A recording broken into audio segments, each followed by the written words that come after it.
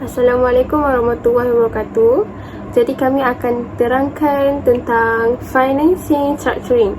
Okey, saya Nabilah binti Ahmad Mahuri, nombor matrik I21205635 dan rakan saya Nur Aliana Laili I21205637, Aina Syuhada I21205689 dan Hamim Afifah I21205652. Okey, jadi kita akan kepada definition about financing structuring. Assalamualaikum warahmatullahi wabarakatuh. Nama saya Nur Adliana Laili binti Basri dan nombor matrik saya I21205637. Okey, untuk topik seterusnya ialah financing structuring ataupun dalam bahasa Melayunya ialah struktur kewangan. Okey, apa itu struktur kewangan? Struktur kewangan ni merupakan satu gabungan antara hutang dan ekuiti. Okey, struktur kewangan ni biasanya digunakan oleh syarikat-syarikat bagi membayar operasi dan pelaburan. So, objektif untuk struktur kewangan ni adalah untuk mencapai struktur modal yang lebih optimum. Okey, apa itu optimum? Okey, saya boleh bagi 2 poin. Poin yang pertama, which is market value maximize ataupun memaksimumkan nilai pasaran. So, objektif dia adalah untuk meningkatkan nilai pasaran keseluruhan atau permodalan sesebuah pasaran syarikat. So, hal ini menunjukkan kemampuan sesebuah syarikat dalam menjana pulangan untuk pemegang saham. Okey, untuk poin nombor kedua ialah minimizing the cost of capital ataupun meminimumkan kos modal lah. So, maksud kos modal ni yang macam kita tahu ialah sebuah kos yang ditanggung oleh syarikat untuk mengumpul dana bagi operasi dan pelaburan, termasuklah kos ekuiti dan kos hutang.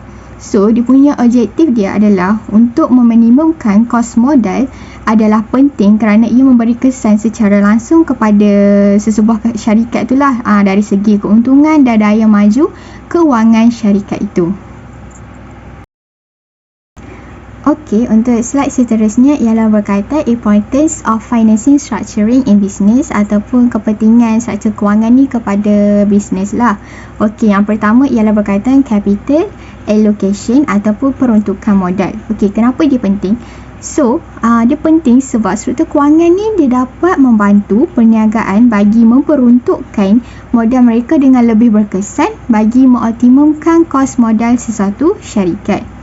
So, untuk yang kedua, risk management ataupun pengurusan risiko. So, maksud dekat sini adalah dengan mengimbangkan antara hutang dan ekuiti, perniagaan dapat menguruskan risiko kewangan, iaitu jika terlalu banyak hutang akan menyebabkan ketidakkestabilan sesuatu kewangan syarikat itulah. So, kalau terlebih ekuiti juga akan cepat mencairkan pemilikan dan akan menyebabkan kawalan tu imbalance.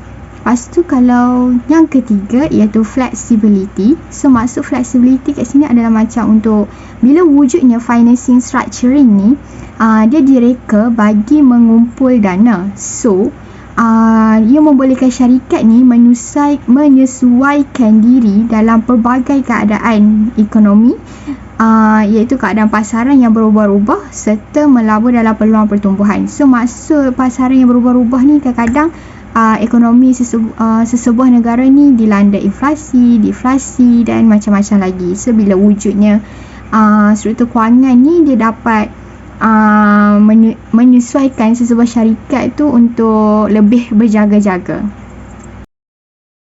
Okey, untuk poin yang keempat ialah berkaitan investor confidence. So, bila struktur kewangan sesebuah syarikat ni dalam keadaan yang baik, dia dapat memboostkan confidence untuk kepada pelabur-pelabur untuk membuat investment dalam syarikat mereka tersebut lah.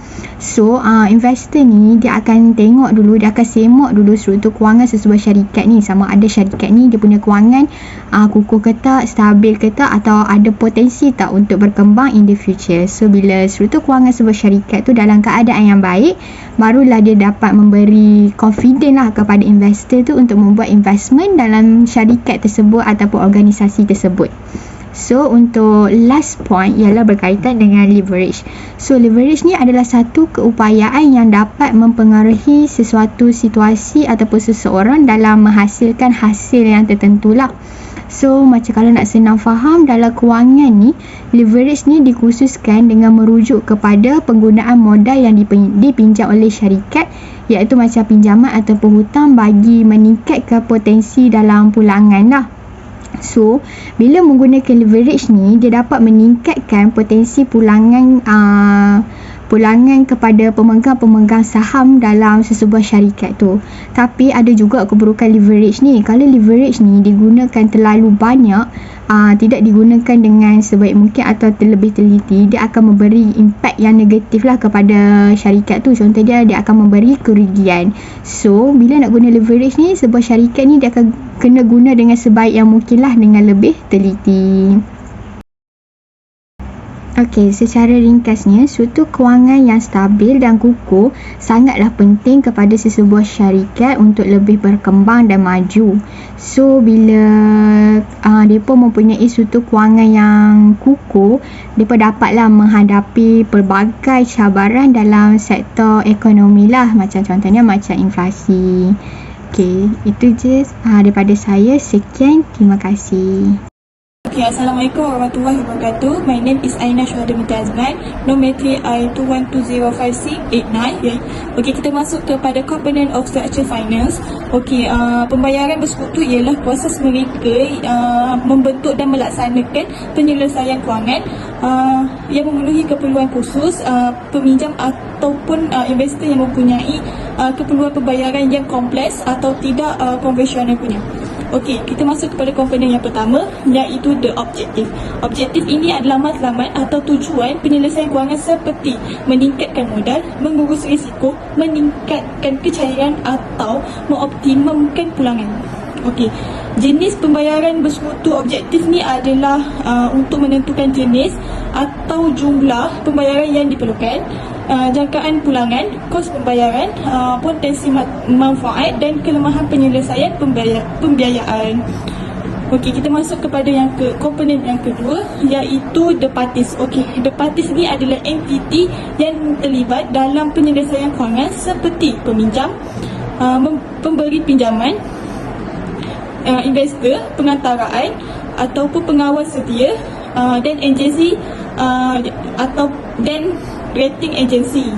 Okey, pihak-pihak ni adalah menentukan peranan dan tanggungjawab mereka pada setiap entiti yang terlibat, iaitu contohnya perhubungan undang-undang dan kontrak di antara mereka, keperluan maklumat, pendedahan, inisiatif dan konflik kepentingan yang mungkin akan timbul pada entiti yang terlibat. Okey, kita masuk kepada komponen yang ketiga, iaitu komponen the structure. Okey, the structure ni adalah susunan bagi penyelesaian kewangan seperti jenis dan jumlah hutang atau instrument equity. Yang kedua adalah terma dan syarat pembayaran balik atau pagihan. Yang ketiga adalah cagaran dan jaminan yang disediakan oleh peminjam dan hak kewajipan setiap pihak. Okay, the structure determines the cash flow and risk profile of the financial solution, the allocation of risk and reward among the parties, the flexibility and adaptability of the financial solution, and the complexity and transparency of the financial solution. Okay, kita masuk kepada komponen yang keempat. Komponen keempat adalah the risk. The risk ni adalah potensi kerugian atau ketidakpastian yang berkaitan dengan penyelesaian kewangan, seperti risiko kredit, risiko pasaran, risiko kecairan, risiko operasi, risiko undang-undang dan risiko reputasi. Okey, risiko ini menentukan kebarangkalian atau magnitude hasil buruk, sumber dan drivers risiko, pengurangan dan pengurus risiko dan kesan implikasi risiko. Okey, seterusnya kita akan masuk kepada different type of financial structure. Yang pertama adalah obligasi hutang berjaga, iaitu CDO. CDO ni adalah security yang telah disokong oleh kumpulan aset pendasar yang telah disecurity oleh pengurus aset. Okey, CDO ini biasanya mempunyai jumlah intermediate amount dan tempoh matangnya selalunya sederhana. Biasanya anggaran dia adalah 5 ke 10 tahun. Dan CDO ini boleh digunakan untuk pelbagai tujuan oleh investor yang ingin melabur dalam aset dengan risiko yang lalai atau yang lebih rendah lah kan, daripada aset individu. Okey, kita masuk kepada yang types yang kedua, iaitu obligasi bond bercagar, iaitu CBO. Okey, CBO ini adalah security yang disokong oleh kumpulan bond, iaitu pendasar lah, seperti bond corporate yang telah dinilai oleh agensi credit rating agency. Okey, CDO ini biasanya mempunyai jumlah yang lebih rendah daripada CDO, iaitu hutang bercagar lah kan, dan tempoh matang dia juga lebih rendah daripada CDO, iaitu 3 ke 10 tahun juga. And CDO ini boleh digunakan untuk pelbagai tujuan juga oleh investor yang ingin memperbagaikan portfolio mereka dengan bond berisiko lebih rendah. Okey, kita masuk kepada types yang ketiga, iaitu credit default swap, iaitu CDS. CDS ini adalah kontrak yang memindahkan risiko kredit daripada satu pihak, iaitu pembeli, kepada pihak yang lain, iaitu penjual, sebagai pertukaran untuk pembayaran berkala. Okey, CDS ini biasanya tidak mempunyai kos pendahuluan untuk mana-mana pihak, tetapi ianya melibatkan pembayaran berkala berdasarkan kepada keadaan indeks. Okey, CDS ini boleh digunakan untuk pelbagai tujuan oleh pihak yang ingin melindungi nilai exposure mereka kepada acara kredit dalam spesifik sektor. Okey, yang keempat adalah hybrid security. Hybrid security ini yang menggabungkan kepada dua iaitu elemen hutang dengan security equity. Okey, hybrid security ini yang membolehkan ia ditukar kepada saham mengikut pada syarat yang tertentu. Yang kedua adalah waran, iaitu yang memberi mereka hak untuk membeli saham pada harga yang tertentu juga. Dan yang ketiga adalah dividen, iaitu yang membayar keuntungan kepada pemegang saham, ataupun option. Option ni adalah yang memberi mereka hak untuk membeli atau menjual saham pada harga yang tertentu.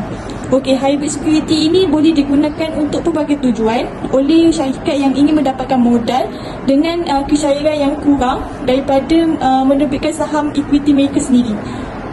Okay, I'm sorry to madam if something missing in my presentation, and I hope my explanation helps madam understand the main component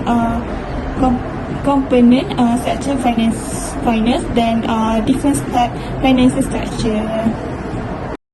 Assalamualaikum warahmatullahi wabarakatuh. Nama saya Hamim Afro binti Khalid. Nama matrik I212055652. Okay, saya akan terangkan bahagian what is Islamic Financing Structuring. Okay, Islamic Financing Structuring ini adalah satu jenis transaksi ataupun kontrak kewangan yang mematuhi prinsip undang-undang syariah. Seperti yang kita tahu, yang pertama adalah larangan terhadap faedah, yang ini riba. Yang kedua adalah uncertainty, ketidakpastian, gharar. Yang ketiga adalah prohibited activities, aktiviti-aktiviti yang haram lah.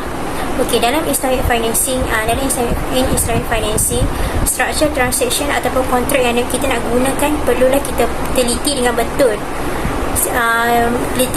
Pastikan dia betul-betul patuh syariah lah sebelum kita apply.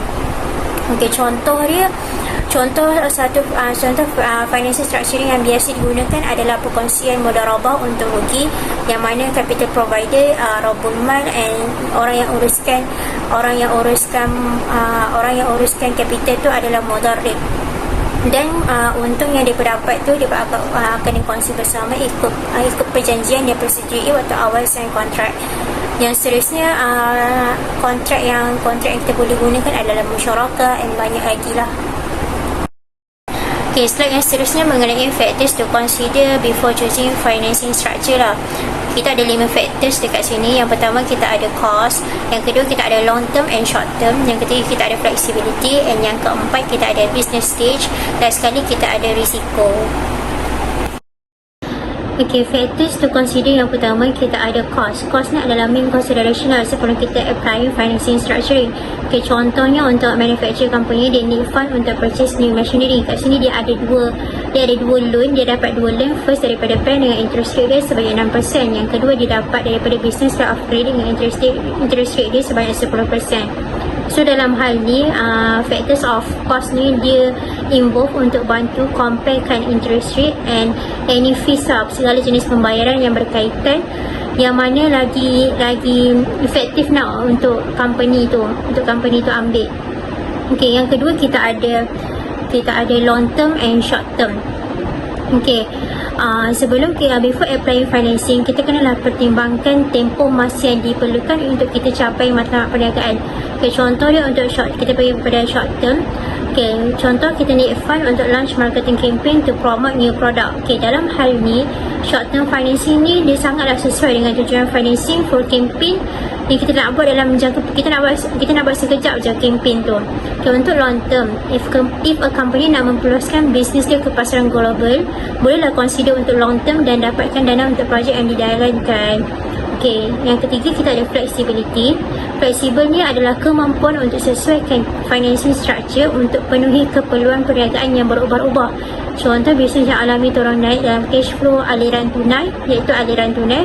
Pemilihan financing yang fleksibel sangatlah penting seperti business line of credit boleh digunakan. Okay, contoh dia seasonality business yang alami peningkatan jualan ketara dalam tempoh tertentu, iaitu produce bagi sekolah lah. Contoh kita boleh pinjam waktu peak time and bayar waktu slow period. Okey, yang seterusnya keempat adalah business stage. Okey, untuk start up company, kita lagi prefer untuk cari dana ataupun investor untuk melabur dalam company lah, daripada apply for financing. Untuk company yang dah maju, dia boleh go for debt financing ataupun IPO. Lepas tu, financing structure ini haruslah serari dengan keperluan dan matlamat perniagaan anda pada tahap tertentu. Okay, last sekali kita ada risk. Okay, kaedah financing yang berbeza ni dah libatkan tahap risiko yang berbeza lah. Contoh, ambil terlalu banyak hutang dengan kadar faedah yang tinggi, dia akan tingkatkan risiko kewangan. Okay, itu sahaja daripada saya. Sekian, terima kasih. Okey, seterusnya kita akan masuk kepada case studies of effective financing structuring. Okey, macam yang kita faham, financing structuring ni adalah macam mana cara sesebuah syarikat untuk manage diorang punya modal untuk financing, untuk membiayai operasi syarikat tersebut ataupun investment. Jadi, contoh umum bagi financing structure ni iaitu mix of equity and debt financing. Okay, apa yang saya ambil adalah Tesla company. Okay, so diorang punya financial structure yang pertama adalah convertible bond, iaitu bond boleh tukar, to allow investor to convert their debt into Tesla share at a predetermined price. Okay, maksudnya Tesla ni dia isukan convertible bond ni adalah untuk membolehkan pelabur menukar hutang mereka kepada saham mengikut harga yang ditetapkan lah. Okey, saham bond ni apa yang kita boleh faham, saham bond ni dia kita hanya melabur dan kita akan dapat interest dan pulangan pada tempoh matang. Okey, contohnya macam kita melabur dalam 100,000 dan tempoh matang selama 5 tahun. Jadi dalam selama 5 tahun tu kita akan dapat interest setiap tahun. Contohnya kita dapat interest pada setiap tahun sebanyak 50,000. So tahun pertama kita dapat 50,000 interest, tahun kedua sampai tahun kelima kita akan dapat 50,000. Jadi bila dah sampai tempoh matang, jadi tahun kelima kita akan dapat pulangan sekali interest. Jadi totalnya kita akan dapat sebanyak 125,000 termasuk interest. Itu adalah saham bond. Dan lagi satu, saham bond ni bila kita melabur dalam saham bond, kita tak akan dapat pemilikan syarikat ataupun kepentingan ikuti dalam syarikat. Kalau saham, kita akan dapat memiliki syarikat. Maksudnya bila kita melabur, kita membeli saham, kita melabur dan kita akan dapat pulangan. Dalam masa yang sama, kita akan dapat memiliki pemilikan syarikat tu. Itu adalah beza saham bond dan saham.